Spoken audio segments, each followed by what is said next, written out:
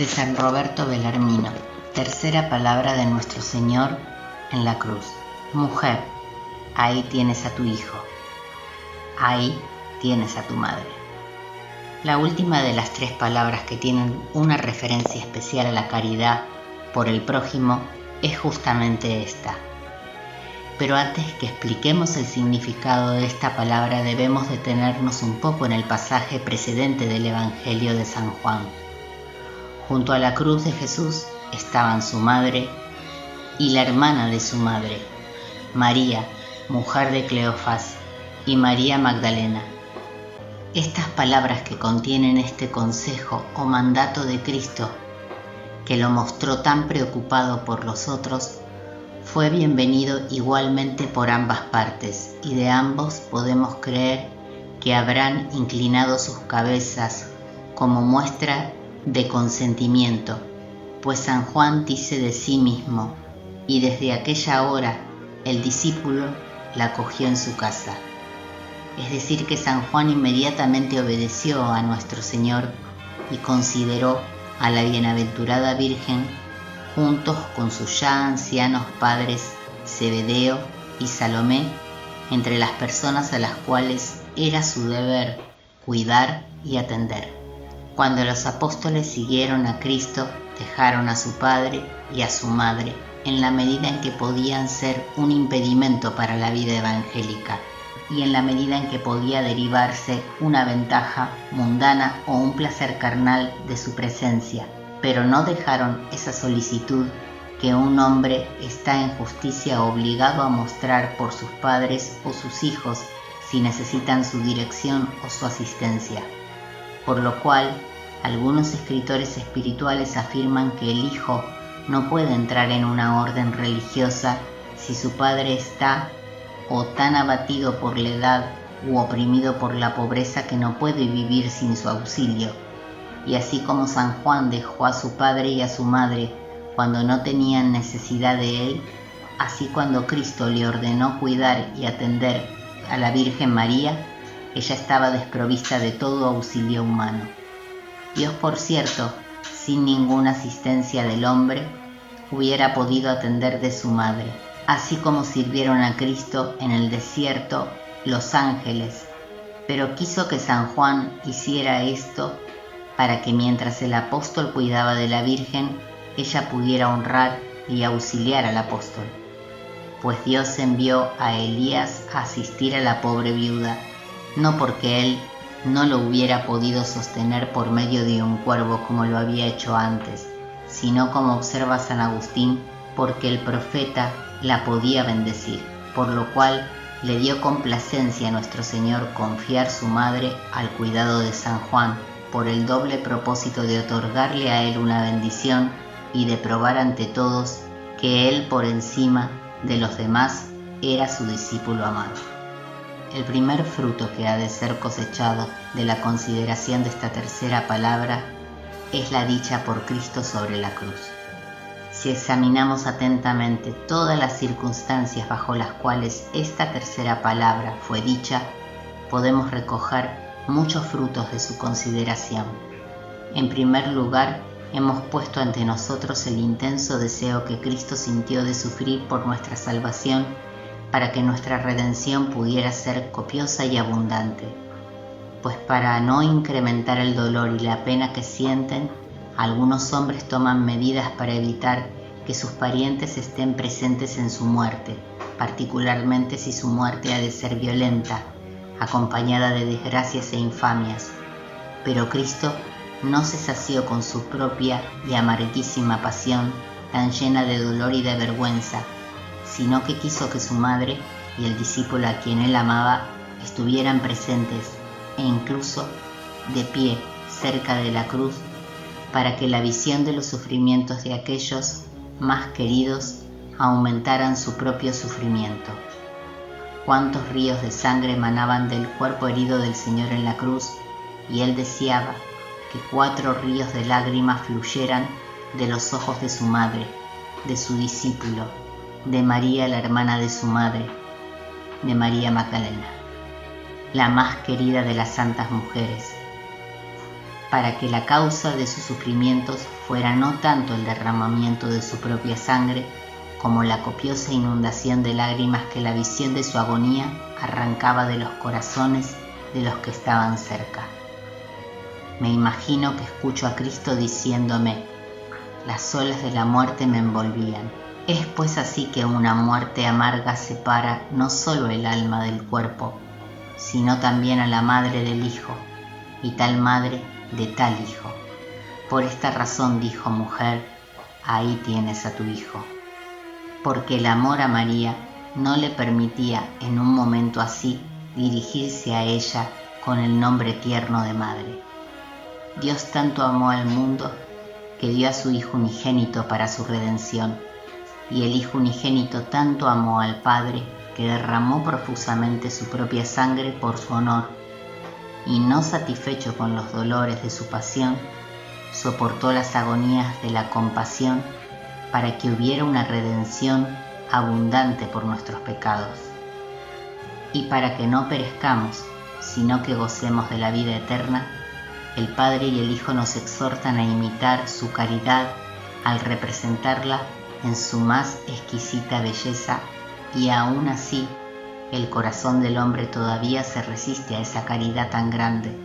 Por lo tanto merece más bien sentir la ira de Dios que saborear la dulzura de su misericordia y caer en los brazos del divino amor. Seríamos de verdad muy ingratos y mereceríamos tormentos eternos si por su amor no soportásemos lo poco que es necesario purgar para nuestra salvación cuando contemplamos al Redentor amándonos en una medida tal como para sufrir por nosotros más de lo necesario, soportar tormentos incontables y derramar cada gota de su sangre cuando una sola gota hubiera sido ampliamente suficiente para nuestra redención. El segundo fruto que ha de ser cosechado de la consideración de esta palabra dicha en la cruz es que habían 3 mujeres cerca. María Magdalena es la que representa al pecador arrepentido, o de aquel que está haciendo su primer intento de avanzar en el camino de la perfección. María, la mujer de Cleofás, que como ya dijimos era hermano de San José, es la que representa a aquellos que ya han hecho algún avance hacia la perfección. Y Santa María, la Madre de nuestro Señor, es la que representa a aquellos que son perfectos. Estas eran las únicas personas que se encontraban cerca de la cruz, pues los pecadores, abandonados que nunca piensan en la penitencia, están muy distantes de la escala de la salvación, que es la cruz. Más aún, estas almas escogidas no estaban cerca de la cruz sin un propósito, pues incluso ellos necesitaban de la asistencia de aquel que estaba colgado de la cruz. Los penitentes o principiantes en la virtud, para sostener la guerra entre sus vicios y las concupiscencias, requieren la ayuda de Cristo, su guía, y reciben esta ayuda para luchar con la serpiente antigua por el aliento que les da su ejemplo. María, la mujer de Cleofás y madre de los hijos que son llamados hermanos del Señor, es la que representa a aquellos que ya han hecho algún progreso en el sendero de la perfección. Estos también necesitan la asistencia de la cruz para que los cuidados y ansiedades de este mundo con los cuales necesariamente están mezclados no ahoguen en ellos la buena semilla.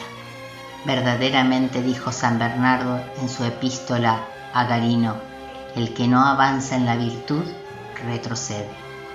E incluso en los perfectos que viven una vida de celibato y son vírgenes, como lo era Nuestra Señora y como lo era San Juan Apóstol, razón por la cual el apóstol fue escogido por Cristo, necesitan grandemente la asistencia de Él, que fue crucificado por su misma virtud, que los expone al peligro de caer por la soberbia espiritual, a menos que estén bien cimentados en la humildad.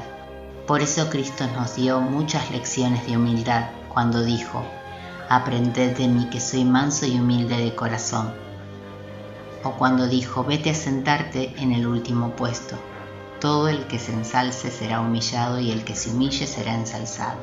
Y así son todas sus exhortaciones.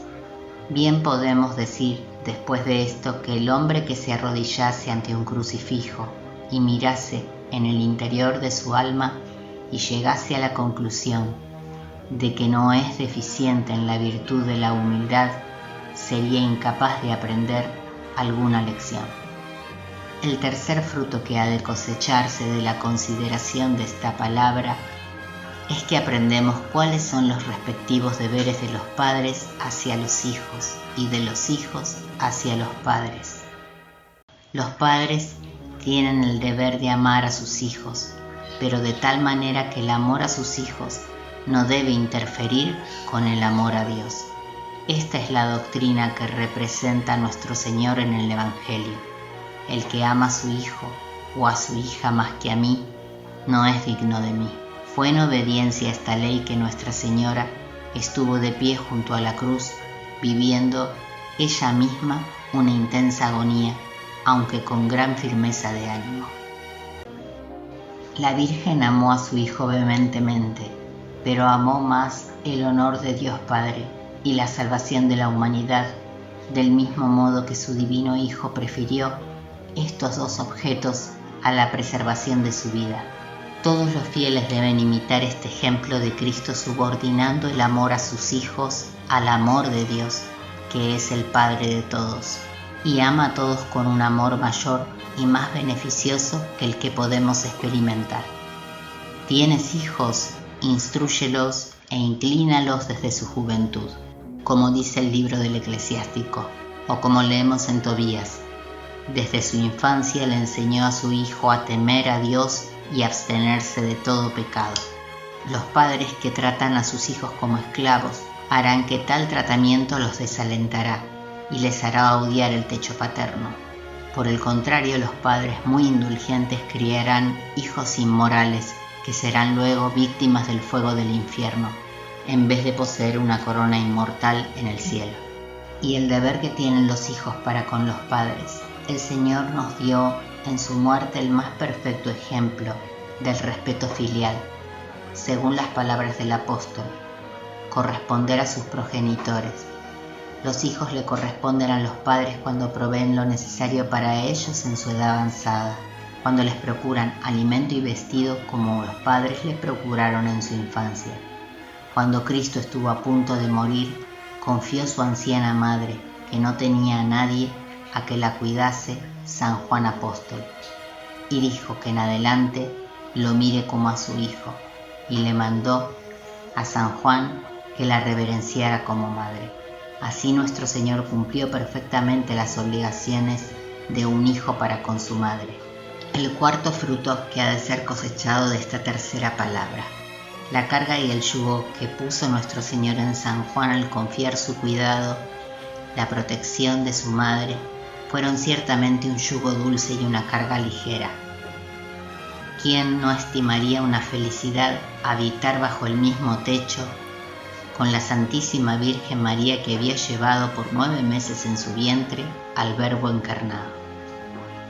¿Quién no enviaría al discípulo elegido de nuestro Señor, cuyo corazón fue alegrado en la ausencia del Hijo de Dios por la presencia constante de la Madre de Dios? Y aún así, si no me equivoco, está en nuestro poder obtener por medio de la oración que nuestro amabilísimo Señor, que se hizo hombre por nuestra salvación y fue crucificado por amor a nosotros, nos diga en relación a su madre: he ahí tu madre. Y diga a su madre por cada uno de nosotros: he ahí tu hijo.